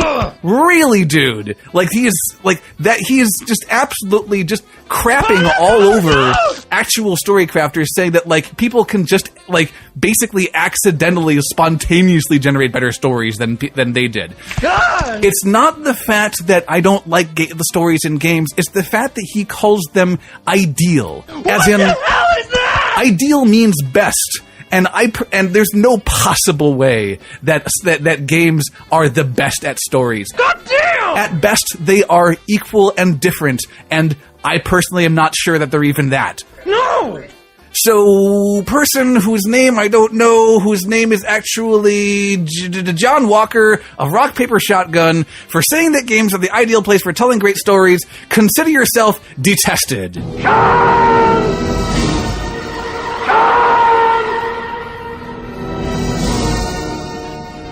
Well. Yeah, I read the article. He didn't impress me. It's like I'm a proponent for stories and games and all that kind of stuff. And this guy's article just kind of left me. He didn't really talk about it much or do anything with it. That's the common ground I'm going to establish right now is that like whether you believe that games are good in or stories are good in games or not, this article did nothing to espouse their virtues. No, he just kind of spouted. He did exactly what you said. He just kind of said, "I like this game, and this game had a really good story, and this game." The fact that I have to agree. The fact that he said, "Oh man, no one could ever come up with as good a story as you can just playing DayZ or EVE Online or whatever." Oh, good lord. Anyway, so one last thing I wanted to talk about this week, and so there's a game called Wartune. Oh, is there? Yes. I don't know anything about it, nope. And I don't know if I don't like it's. I don't know anything about its gameplay. You should try it. I don't know anything about what's its theme is or even what you do in it or anything. I think what you know about it is the ads. But that's despite having seen probably close to 30 or 40 ads for this game. All of which seem to be delivering some kind of really strange, contradictory message, and honestly, is a little shady. So let's kind of go through some of these. So here's the first ad that I ever saw of this thing is one that says there's 18 plus game. There's a picture of a succubus, and there's an AO rating from the ESRB. AO rating, adult only, 18 plus, and there's a little thing on the bottom that says, "Warning: once you're inside, your friends won't be seeing much of you." Oh dear. Which seems rather unpleasant when you really think about it. This game seems like it's really trying to pull you in and say, "Ha, you're not going to be doing much other than play our game." See, the problem is, AO is that's it's kind of a death sentence when it comes to most games. Yeah, it's not really a virtue of the game. Most games cut content to avoid the AO rating. Yeah. But here's a game that seems to be advertising its AO rating, especially because the AO rating is covering up one of her breasts, and especially because they are advertising this AO rating despite having never been rated by the ESRB. Yep, there is that. They want that rating so bad that they put it on there before the ESRB actually rated them. They just decided to make it up. Yeah. Or how about this one on Facebook, girls, and there's this picture of you realize what that is, by the way? I actually don't. No, look at the way that's put together. Look at the way that ad is. That is a 4chan post. That is designed to look like a post on a message board. No. That's what Facebook looks like. No. But I'm saying that post, if you look at it, is exactly laid out like you would if you went to 4chan and looked at their forum. I know that's. Yeah. I know it, but that's more of Facebook does that, not Wartune. Right. So basically, what this looks like is there's two girls in bikinis at with a surfboard or something. Yeah, they're running through the water. Do you want a free game full of beauties? Join Wartune now. Okay, I guess that's also a thing in the game. 1 million people played Wartune. So then there's another one where there's another girl in a bikini holding a tropical drink. Your body is my party. Let's get it started. And it's just a girl in a nice bonnet hat with this bikini and a tropical drink. Wait a minute. Your body, who is talking to who right now? And how is a party started on someone's body? Don't overthink it. Okay. And also, did you realize that the game is version 1 point nothing? 1 point end of picture. Yeah. It's version 1 point. Yes. Or how about this one? Watch out for the vampire. And there's a little person chowing down on the girl's neck. Join Wartune to start your vampire diaries. Oh, well, so there you go. They've immediately gained anyone who searches vampire diaries on Google. Or how about this one? So here we have a best completely RPG ever. Best RPG ever is how this is billed. And there's a weird girl with an art style that has nothing to do with anything else we've ever seen. Best game of the year. Wartune combines great graphics with an awesome gameplay. Wow. Yeah. So we don't... Still... 1 million people played Wartune. Still, we have no idea what this game is. No. How about this one? Wartune Hunger Game. The most cruel slaughter will start. Will you be the survival? Is that Sub-Zero? It's not Sub-Zero. However, what that actually is one of the Shen skins from League of Legends, which has been ripped off and placed into this ad. Wow. Or how about this one? You might actually know. Oh, yeah, I've seen that one. Epic fantasy game with a girl in what looks like a butterfly bikini. Yeah, pretty much. And the catchphrase, once you're inside, your friends won't be seeing much of you. Here's the same article we saw before, only minus the AO rating. Apparently they had to take that off. And then here's another girl with a weird bikini. This one's casting some sort of water spell. Epic weekend. Or how about this one? That's a Space Marine. That is a Space Marine. Warning, addictive game. Now this isn't Wartune. This is the game called Imperium Galactic War, but it's the same guys, Kabam Games, that make this. That they are the publisher of all of these games. That's a Space Marine. It is a Space Marine. They just have a picture of a Space Marine. What the? Warning, once you're inside, your friends won't be seeing much of you. Oh, that takes on a completely different meaning right there. Or how about this one? Game of the Year 2013. Is that Kerrigan? No, that's a medic from StarCraft Brood War. Oh, man. They ripped that one off, too. By the way, since it's not Game of the Year 2013, it's better than StarCraft, only with the same image. Right, because it actually has an image from StarCraft. So, like, what is happening with this? So what I want to do right now is I want to take the Space Marine and I want to send that to GW to GW to get the GW lawyer ninjas to see come what down they on Kabam think. Games. Because, like, how can they just be ripping off other people's artwork? That's absurd. It really is. Like, I'd only found those in the last few days, and they're just, every single ad is just more, like, brazen than the last, and just so nonsensical. I'm going to assume this is like a Korean game, and they just don't care. I believe that the game company originally is based in China. I can't be sure on that. So what we're saying is they don't care. Probably not at all. So, congratulations, Wartune. You finally got me talking about you.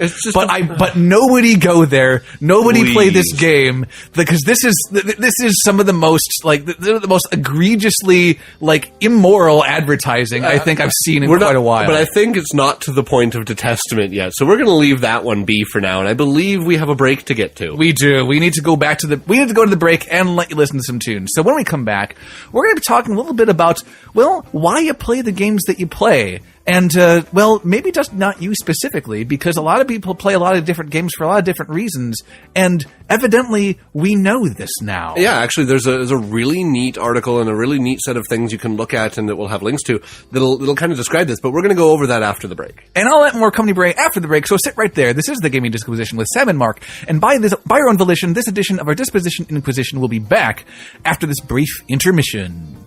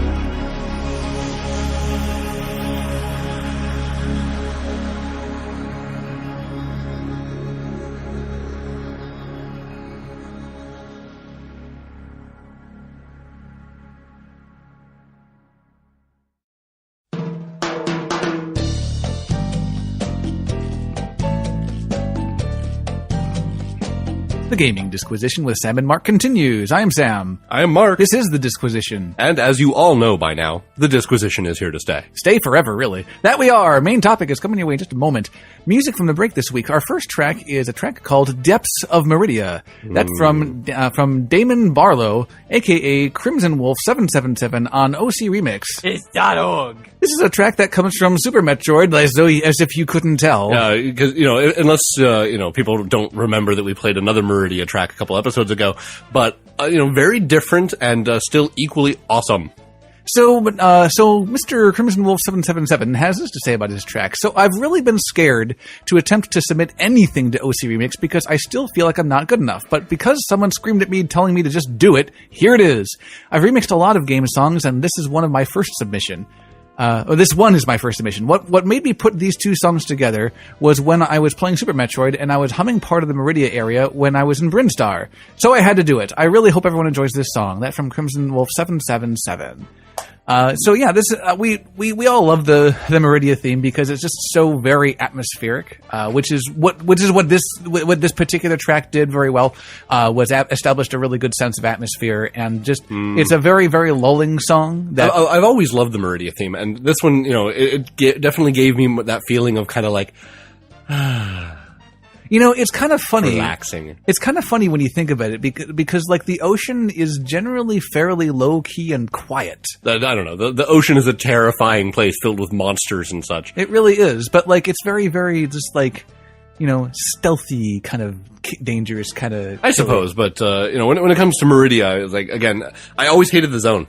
Really? Like, of all the zones in the game, that was, like, my most hated, just because of, like, the difficulty of getting around and some of the areas and so many spikes everywhere. I suppose. Like, it definitely was always a kind of a shift of, like I always wondered, like, oh, man, I just broke the glass. Am I ready to do this yet? And yeah. You are, but it's just, like, you have to just kind of switch your mentality a little bit. Yeah, and until you get gravity suited, the whole thing is terrifying and terrible. But if you'd like to get music that is not terrible, you can find music by Crimson Wolf 777, which is awesome, and you can check him out at crimsonwolf777.newgrounds.com. That's Crimson with a Z and an O. So Crimson. crimsonwolf777.newgrounds.com. Or check the show notes. Our next track is a track called The Search for Ambrosia. This coming to us from the dynamic duo Andrew and Jillian Aversa. Andrew of whom is known as Zircon on OC Remix. It's .org. And elsewhere in his musical career. This is a track that comes from the Deus Ex soundtrack. And actually, additionally, is part of the recent Deus Ex Sonic Augmentation album that was just released, I believe, in the last few weeks from OC Remix albums. So check that out, definitely. But Andrew had this to say about his track. As with the entire Deus Ex soundtrack, NYC Streets is extremely atmospheric and creates a wonderful dark mood. With this remix, I wanted to expand on that feeling and create a sense of motion, energy, and action befitting of a cyberpunk adventure. Jill lent her voice to the track with airy pads, solo improvisation, and melody to help add even more of an organic feel to that heavily electronic instrumental. That's from Zircon. Yeah, actually, before reading those notes, I was thinking to myself that if I was going to run or be in a cyberpunk game, this is a song I will have in the background. Pretty much. I mean, like, this is really, of all theming kind of elements, like this is really Zircon's bag. Like, definitely. He's always done a great job with that kind of the tone that he sets. I know, and what I really, really like the juxtaposition of like the sci-fi with like the female vocals, just because like it has actually it was listener Joy was sending me some artwork that she thought was really neat the other night, and like there was like a lot of like basically like the like if you think of like an iPod mixed with like future tech mixed with like the curves of a woman, right? Oh yeah, that particular not juxtaposition, but like that particular combination of elements. Yeah. She was sending me a lot of those, and like it was really speaking to both of us, just because of like the way that the way they were drawn, and like I feel like they're very reminiscent of actually this music more so perhaps than the original Deus Ex was, because Deus Ex was kind of like the augmentation was actually very like crude in a lot of cases. As a matter of fact, you know what this reminded me of is the opening to Ghost in the Shell standalone complex. A little bit, yeah. Yeah, that's kind of what it reminded me of. So that it very much spoke to that part of me, that the whole cyberpunk aspect. So it really did a good job. But if this music speaks to you as well, you can check out music from both Jillian and Andrew Aversa at jillianaversa.bandcamp.com and also zirconstudios.bandcamp.com. They both have a repertoire of music that they have both collaborated on and done on solo ventures. So check out both of those sites definitely. Yes, please. And of course, you can always check out the show notes and the Facebook for more websites to these artists and links to the higher quality versions of their tracks. All right, so moving right along really quickly because we're starting to run over time, but I think we are going to run quite a bit over time. Yeah, we talked a lot about that news. We kind of went ball deep in that. Exactly, but what we need to go ball deep into this time is let's talk about psychology. We're just briefly going to talk about a really important subject. But we are going to also talk about video games because this is the Gaming Disquisition where we go head to head on topics important to everybody. So what we did is there's a guy. Is there? He works for Ubisoft. Oh, dear. You can go get his name for me because I'm too lazy to do so.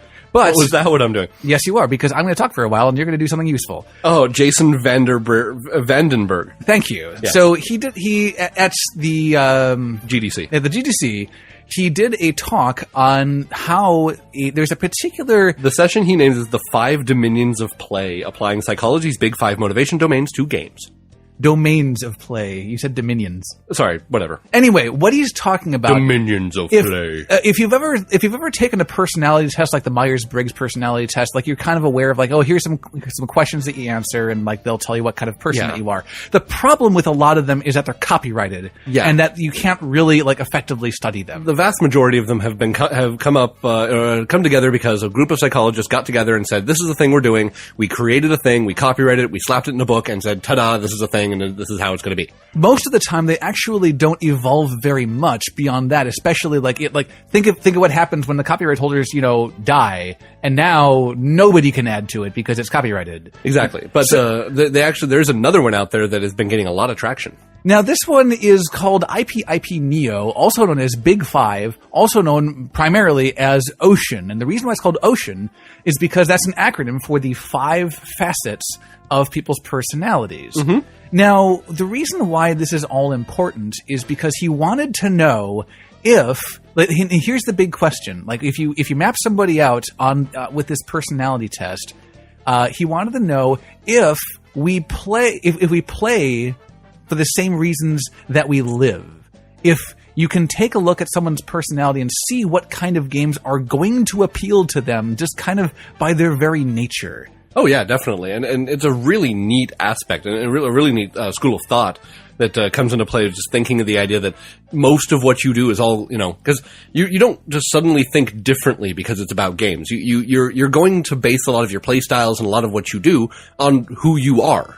And using this kind of test and kind of, applying it to video game development is a really neat idea. Well, so what he talks about as far as like playing for the same reasons that we live, where that comes into play is that like if there is some particular if there's some particular thing that like you express in your personality that is something that like if you're kind of a jerk in real life. No, actually, if you're kind of a jerk deep down, but like at work, you're kind of restricted to being like, a super agreeable guy, and you just but like deep down, you kind of want to be disagreeable in a little way. Sure. Sometimes you will use video games to express this need to express that particular facet of your personality. Yeah, it's like being a really nice guy and playing through Mass Effect all renegade because it's giving you an opportunity to be like that without any of the normal social problems that they would cause. Actually, the example I was going to go with is if you're a really nice guy at work and you go home and gank people on your rogue in World of Warcraft. Oh, there you go. Yeah. Basically forcing yourself onto other people. And being that jerk that you really can't really satisfy in real life. Sure. Now, so what's really another really cool thing about Ocean is that rather than putting you on like these the different poles that they say of like either you are this pole or that pole, rather than predetermining their positions, it's based on percentile of population of everybody who has taken the test.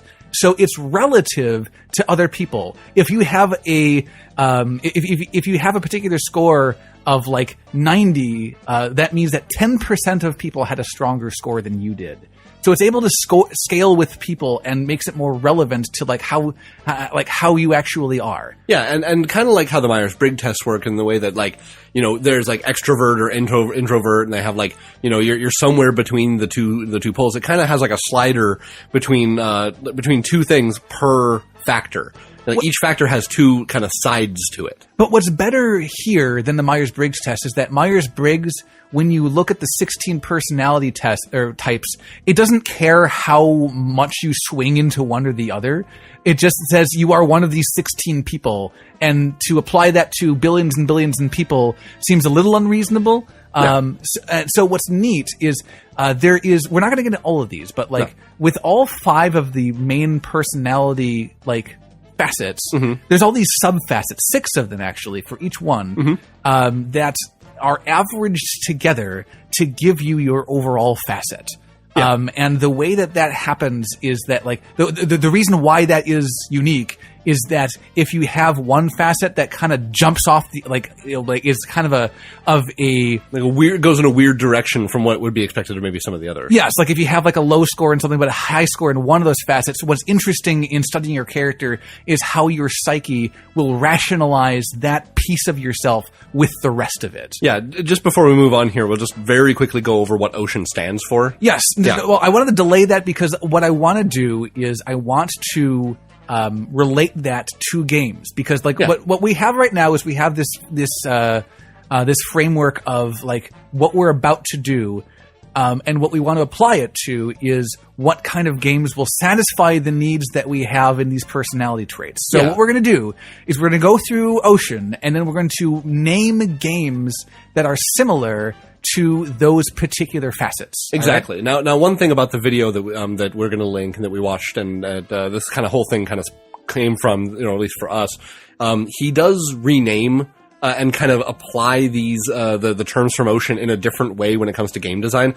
But we're not going to sit here and confuse you by just by belting out a bunch of different names. We don't have time to go to like tell you what Ocean is and then tell you what he says Ocean is. Exactly, and he is really entertaining how he does it. So really do watch this video. If you watch it's pretty hilarious. It is a good view, and it's really enlightening and also kind of entertaining. So basically, let's start with O. Yeah.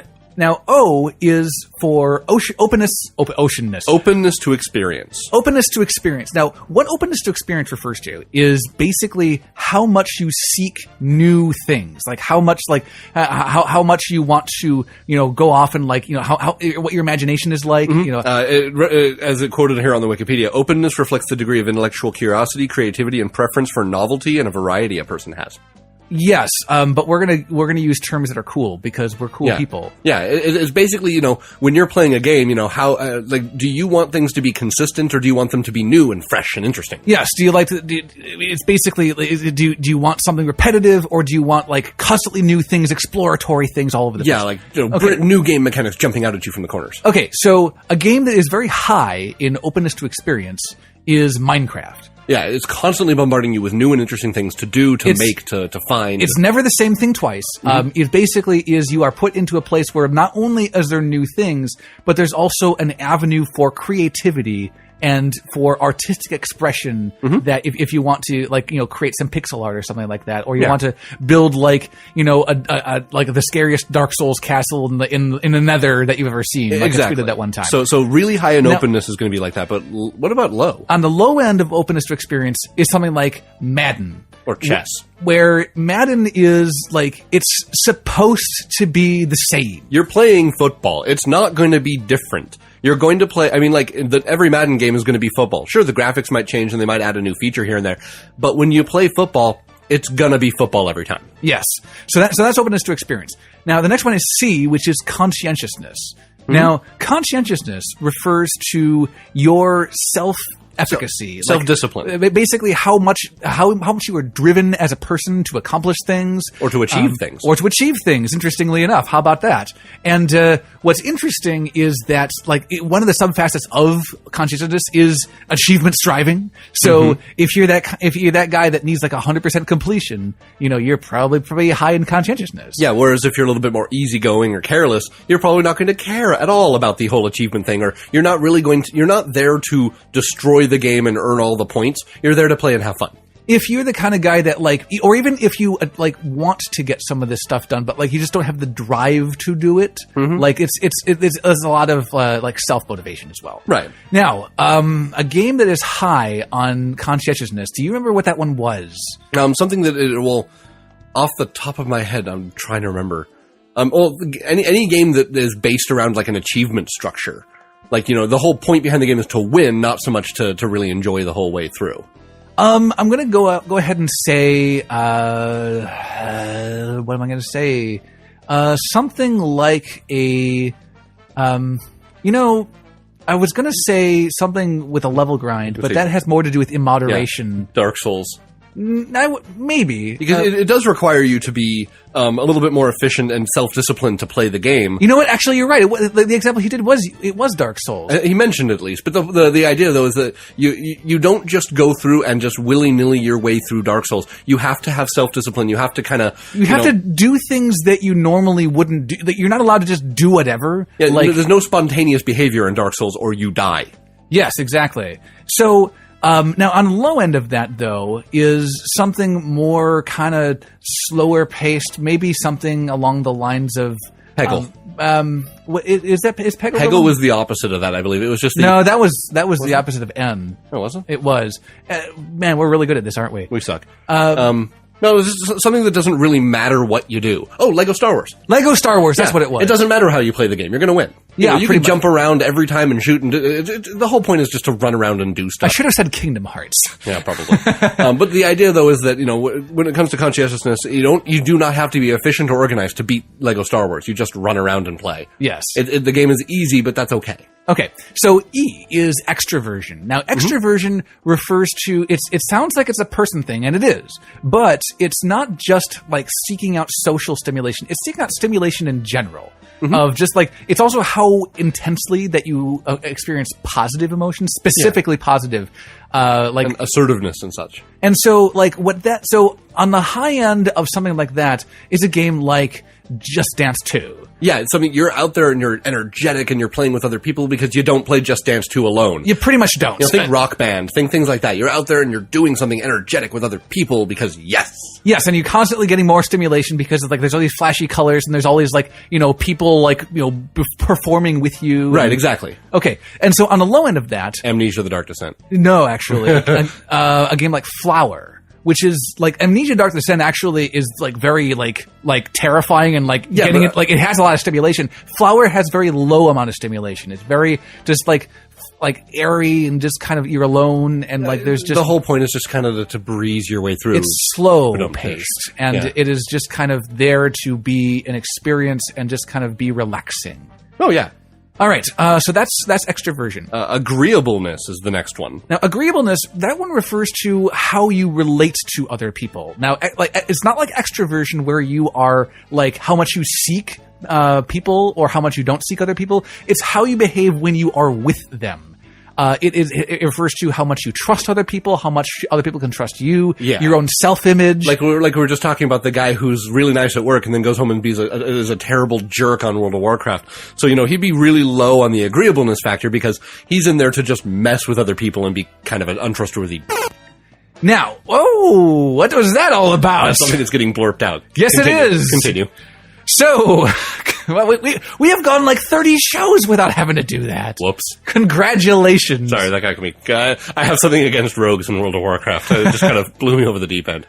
Anyway, so basically, so on the high end of agreeableness is something like Little Big Planet. Yes. Because it's this... Everyone's there to have fun and be with each other, and even if you smack each other around, the whole point is to continue as a group and win. Pretty much. Like, you're there to work together. And even the whole point of the game is to create new content, and everyone's having fun. Exactly. Like, you are creating additional levels, and other people are playing those levels, and, like, there's just openness and sharingness, and, like, everybody likes each other. I believe one of the downside, the other side of that was, like, Street Fighter. Street Fighter 4. There is no cooperativeness in Street Fighter 4. It is impossible to collaborate in Street Fighter 4. Unless you've built an entire tournament structure around it, which isn't part of the game. Exactly. And even then, it's a collaboration based on competition. Yeah. So that's the low end of agreeableness. Now, and the end is very odd. This is a very interesting personality trait that, like, I feel like a lot of other personality tests kind of ignore, and this is called neuroticism. Mm-hmm. Now, neuroticism is maybe a little bit hard for me to kind of get my head around completely. I actually really get. I get this one. Basically, what it is it's how intensely that you experience specifically negative emotions. Yeah, we're talking anger, anxiety, vulnerability, depression, things like that. Now, I really actually like this one. And this is one that I know the man in the video had a little bit of problems with, and you're saying you're kind of not having a difficult time. But I understand this one I understand really well. it, but, like, applying it is kind of the hard part. I love it. But because on some level, people who have high levels of neuroticism desire to have those negative emotions. Yeah, I mean, it's like games that have a game that would be really high in neuroticism would be, well, like any scary game out there. We're talking like Silent Hill or games that are designed to terrify or to elicit depression. I mean, think Silent Hill and go through that storyline and try not to be depressed. I know, right? And I mean, something that is really there to just kind of to, like, actually one of the examples he used, I like your example, but the one that he used was Call of Duty Modern Warfare 2. Oh yeah, because it's impossible to play that game without really just getting angry. Oh yeah. It's like, so we're not even talking about games that are like scary to play. We're talking about games that just elicit emotions. Because, like, I mean, I'll admit there are times when I'm like, I just want to shoot something, I want to do this thing, and I'm going to go ahead and sit down and play COD Blops 2, and I know I'm going to get annoyed at that game. I know that I'm going to be pissed off because some guy kept sniping me, but it doesn't stop me from coming back and playing the game. And as a matter of fact, one of the reasons I go and play that game is to kind of feel those emotions, and that makes a whole lot of sense to me.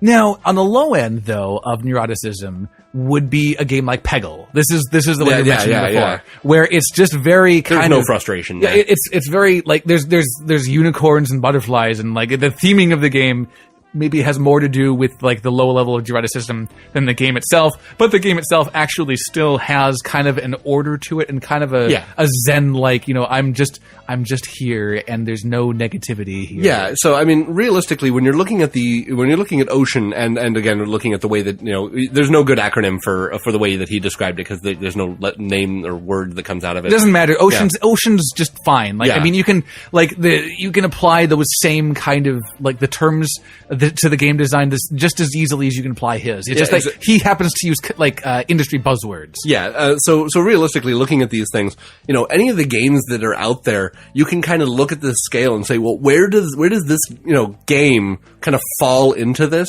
And like, each one will, like, the way that he was talking about it, the more it covers on each of these scales, like, if a game has, like, covers the whole spectrum from, you know, inventive to consistent, you know, if it covers a large area, it's going to get a larger audience, because it's going to get people who prefer that kind of game and who are that kind of people. See, that's the thing, is we've been giving out these games as examples of, like, these different facets, but you have to understand that all of these games can kind of be quantified on all 5 of these poles. Exactly. So, I mean, like, he used an example of, like, Assassin's Creed, and, like, there were places where it just, like, ran the entire side of, like, each of the different facets, where it was like, you know, the whole openness to experience things. There's enough stuff in there that is constant and normal, but then there's also a bunch of stuff that they introduce throughout the game so that it'll interest people who want things to be pretty consistent and normal, and also interest people who want new places to go and new things to do and all that kind of stuff. Okay. So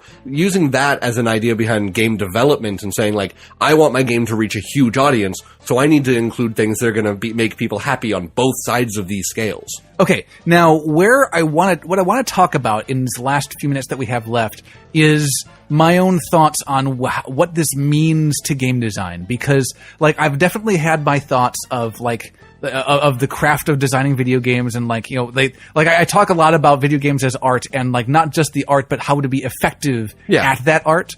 And so when I watched this, I couldn't disagree that these things seem to be the case, because like he does quantitative research that kind of lets us know that like the answer to that question I asked earlier, like do we play for the same reasons that we live, and the answer seems to be pretty much. So it's hard to disagree that this has some relevance to game design. Mm-hmm. What I've had to do though is I've had to sit down and rationalize this. Yeah, because like what happened when I sat down to rationalize what this all meant to me was that I feel like this is kind of at odds with craft, where it's like it's not that they can't coexist or that they are like, or that one invalidates the other. It's that I feel like the goal of ocean design, if I can call it that, we'll call it that for the sign name. The goal of ocean design is more for appeal. Yes, and I will completely admit to that. I mean, this is a tool for designers to sell games. This is them not so much to design a game that is well made or to design a game that is like groundbreaking and new. This is a way for people to say, we want to appeal to this audience. How can we make a game that will appeal to this audience? Actually, I think that well, I mean that's what you're saying is true. That's probably the bad way of looking at it. Well, no, what you're saying is true, but like that's still useful to game design in terms of like creating like well-crafted games. Because like it basically allows you to like tap into psychology and say, if I want to satisfy this group, this is kind of what I have to keep in mind as I do it. However, what I feel is kind of a danger of this, and I think that the presenter kind of acknowledges this, is that what you can do with this is you can basically like stretch out all the polls and see if you can try to appeal to the most audiences that you possibly can, and that can really hinder your game in and of itself. It's basically what happens is you basically try to appeal to as many people as possible. You become World of Warcraft, which a lot of games that today, a lot of the best-selling games actually do this. What he found... AAA titles, almost all of them are running the whole gamut. It's true. Like, a lot of the most popular games have, like, really, really wide bands across all these different polls. And so, but that doesn't mean that, like, I feel that those games are necessarily well designed. They just, like, touch a lot of people in, like, a particular spot sometimes, but like it also sometimes inappropriately touch a lot of people in very interesting sometimes spots. It invades them in the forest. Sometimes but like a lot of times what it does is it gives them like one or two things to focus in on and say, I really, really like these things, and a lot of people will just forgive the rest of the things that do not appeal to them, and it is largely ineffective at what it's trying to do, other than like, touching just like the critical parts of what makes you tick. To be honest, I'd love to see how more games fit onto this, and especially some of those niche games, the ones that are designed for very specific audiences. I'd love to see how they fit onto this, and like just to see the charts of where they fall and like which audiences they're actually aiming for. I mean, to me, that's really interesting data that I'd love to see on some charts. Like, I'd like to see you take the test, Sam, and then love to see some of the games you play and where you fall into how those games actually mesh up with what you like. See, if you think about games hard enough, you can probably quantify their personalities just as easily as you could do so on this chart. Like, actually, I have taken this test, and I've introduced some of my D&D players to this test, which is a very fascinating tool for character analysis, let me tell you. It's still in experimental phases, but like I think that we're going to be able to use this as a really neat tool to like understand how characters work. I'd love for some of my players to do this test as their character. That's what we're doing. We are basically what we're finding so far is that we're finding that people are falling on very extreme ends of this. Well, I'd actually say that would almost be a given. I would be surprised if it wasn't like that, because keep in mind, most D&D characters and most characters people come up with are extremes. They're extremes of personality in one direction or another, because it's a lot easier to make a character that's less ambiguous. Yes, exactly. And what's neat is when you talk about the different extremes and what they mean, you can when you get good at this test, and you get not necessarily good at taking it, but good at interpreting it. Yeah. Eventually, when it comes to just imagining personalities, you're not even going to need to take the test. You're just going to flip the sliders around and see what that does to the character. Because like I said before, the fascinating part of this test is not the aggregates. It's the it's how the individual elements of the personalities match up with each other, and the different combinations of the 30 facets that express very individualized results. It allows for more combinations than the 16 personality test of Myers-Briggs. I'd honestly love to see just to have some sliders of this and just be use this during character creation or NPC creation. And you have a really important NPC and you want to know how they'd react in a situation. Well, look at the notes you've made on this test and see, how would this person react to this? Oh, they're not open to new situations. No, they're not going to follow you into the dungeon. But then again, there's the metagame of inventing reasons for your characters to do things they normally wouldn't do under protest, maybe. But getting back to game design. So like I said before, this seems like kind of I would not focus on this as the solely what game design is about. No, not at all. It's one facet. Because it has to do with appeal, and unfortunately, it can be used for mass appeal more so than really effective design for particular appealing audiences. Right, exactly. Again, I'd like to see specific games on this. I'd like to see where I think we could put them there. It. I think we could just kind of sit down and analyze Eve and actually just put the sliders around for Eve. I think we could just do it. And you'd kind of have to. You can't have Eve take the personality test. No, but I'm interested to see if maybe some other people have done it, or maybe it's something that we could look up to see. Because I know he did it with a few games. He did it with Call of Duty, not Call of Duty. He did it with Assassin's Creed, and he did it with one or two other games just to kind of show where they fit on the scale. Yeah, I think Modern Warfare was on there. But it's I'd like to see how he did that, and then apply the same methodology for doing that with other games. So I would encourage those of you who find this interesting, definitely at least watch the video. I'm also going to put a link to the personality test itself in the show notes. There's two versions. One's very long. One is shorter that has slightly less accuracy, but has industry standard accuracy, so it's still pretty good. Mm-hmm. So check those out if you'd like. Unfortunately, we are out of time and need to go back to saving the world for another week. Mm-hmm. So between now and then, so remember last week when I talked about all the cool things you can do? Let's go over those really quickly once again. You can contact us with questions. You can contact us with comments. We like comments. Question us about things.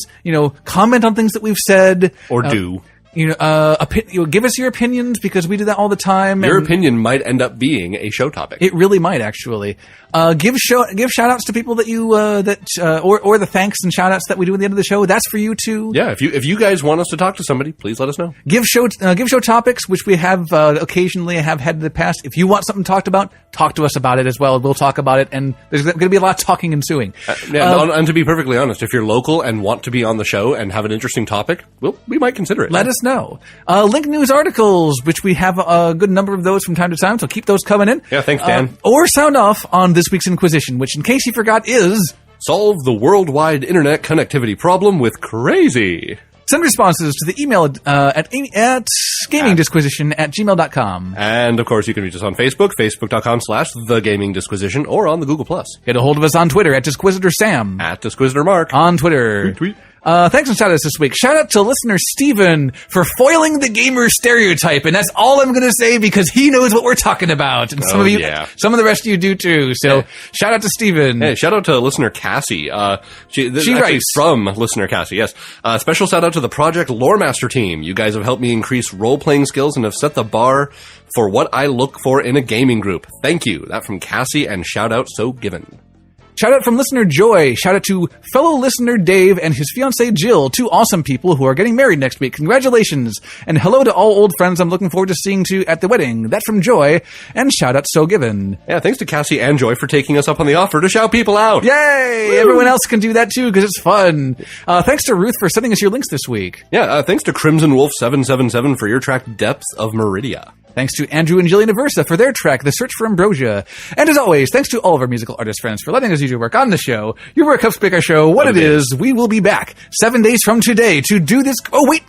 Actually, no, we're not. Backpedaling because I totally you know, I was going to talk about the shout out that you read. That's true.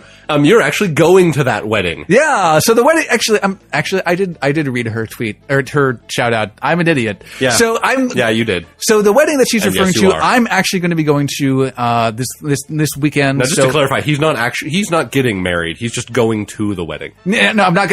Right. So I'm going to go to the wedding in this fine state of Wisconsin. Yes. So that means that I'm going to be out of state And you're gonna bring me back some cheese. unable to do the show. You know we have cheese and vending machines? No, you don't. No, we don't. No, actually. you really don't. A lot of people think we do, though. It's very awkward. You're bringing business cards. We are bringing business cards. I mean, I am business. You should. We all that will happen. But so I'm going to be going off to that wedding and having a great time, which means no show next week. No. But we will be back 14 days from today to do this crazy thing all over again. Until then, game on, internets.